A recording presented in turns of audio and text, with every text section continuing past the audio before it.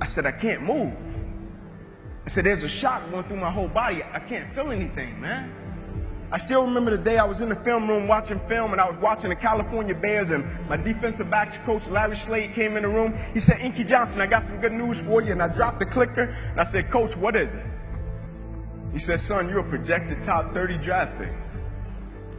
He said, all you have to do is play these next 10 football games. You're an automatic multimillionaire.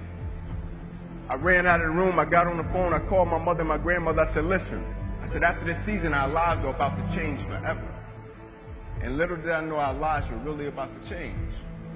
First game we come out, play against California Bears. I get an interception. We shut them down. We get the victory. Second game, we're playing against Air Force. It gets late in the game, found ourselves in a dogfight. And I approach the tackle like I approach any other tackle. And the way I'm approaching it, either I'm going to knock you out or you're going to knock me out. I'm 165 pounds. I can't play with anybody. But at the point of contact, when I hit this guy, something different happened that had never happened to me before in my life. I hit him, and it seemed as if every breath in my body left. My body went completely limp. I fell to the ground. I blacked out.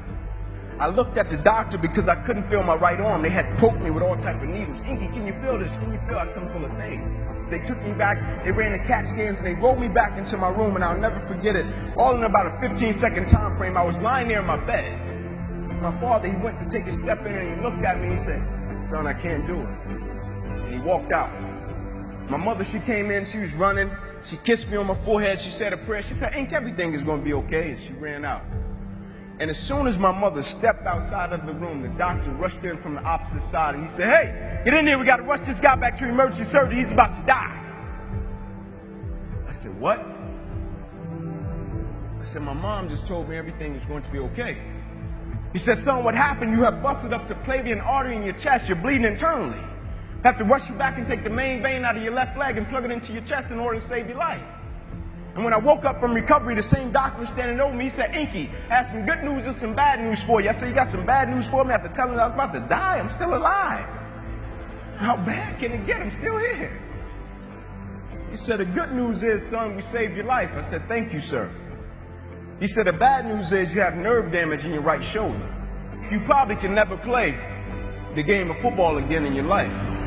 I said, Doc, no disrespect, man, but I'm 8 games away. I've been working for this ever since I was 7 years old. Doc, there's no way. God, not now, God. Like, let me make it to the NFL so I can help my family first. Like, we miss meals. I said, there's no way. I never cheated. I never cheated myself. I gave everything I had to it, and I respected it. I never cheated.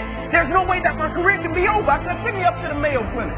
And after several visits, I'll never forget, this is when reality set in. It was me, my mother, my father in the room, and the doctors came in. They said, Inky Johnson, here's the deal. They said, son, we hate to tell you, but your arm, it would never be the same again. Your hand, it would never be the same again. Son, you can never play the game of football again. They said, son, here are your surgery options. We could take a muscle out of the back of your left leg, plug it into your right arm, but there's a possibility that you'll be left with a weak left leg and a weak right arm the rest of your life. Or we can take a nerve out of your left arm, reroute it up to your chest, down into your right arm, but there's a possibility that you'll be left with 2 weak arms the rest of your life. Or we can take a nerve out of your left rib, reroute it up to your chest, down into your right arm, but there's a possibility that you'll be left with a breathing problem and a weak right arm the rest of your life. By the way, tell us what you want to do in the morning.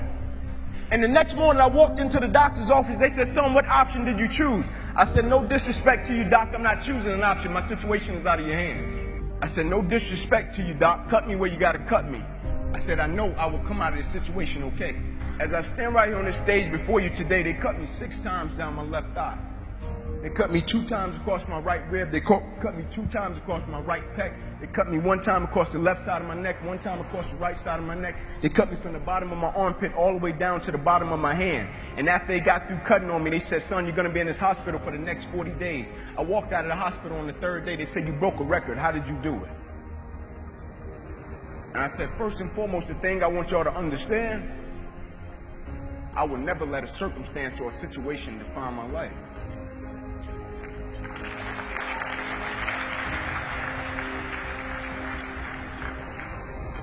But most importantly, you know what I had invested?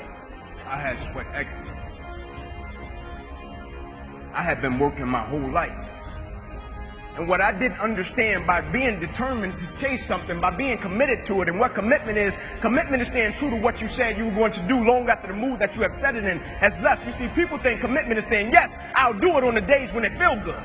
But I had been committed to everything that I ever started in my life, and I never stopped and I never quit it. And so by being committed to everything that I started, I finished it. It built a certain type of spirit. It built a certain type of mentality. It built a certain type of individual. And so now I couldn't quit even if I wanted to. I couldn't lay in the bed even if I wanted to. I couldn't stop even if I wanted to. I had too much sweat equity in my life and everything that I was doing.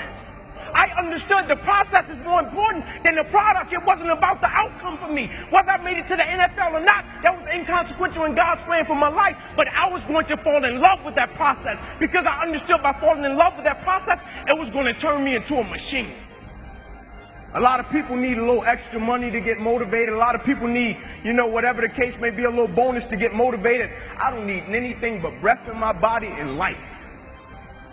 And every day I wake up, I understand I got 2 children depending on me. I understand I got a wife depending on me. I understand I got a world that needs me. The reason I go at life with the passion and the zeal that I go at it with is because I understand every day of my life is somebody in the world that is dependent on me. It may not be you, and if it's just about you, you're in trouble because I'm telling you, you're going to hit something in life that's a lot tougher than you, and it's going to test your will and it's going to test your heart. And if it's just about you and if it's just about the product, it will crush you. Every day I get up, I understand it's somebody in the free world that's looking at me to see if I'm going to keep going. And so I can't quit. And so I went back to school the next week after they had just saved my life. I was back in class. I had to learn how to write all over again. Had to learn how to walk all over again. Had to learn how to tie my shoe all over again. Had to learn how to bathe all over again. Had to learn how to live life all over again. Never one time did I say, let me go home. I need a break. You see, the thing we have to understand about everything that we're a part of, first and foremost, it's a blessing by God. And when it's a blessing, you can't help but to give everything you got to it. My life got saved. I got spared my life. Almost died. The doctor came to me on the field. He was on one knee and he grabbed my wrist and he said, son, you don't have a pulse. I don't even know how you're still living. The thing about it, my wound, like you can see this. You can see my arm. My wound is visible. But it's a lot of people in this room that are wounded and you can't see it. And it's internal. And so the opportunities that we pass up to be a blessing to other people, we can save their life with just one encounter.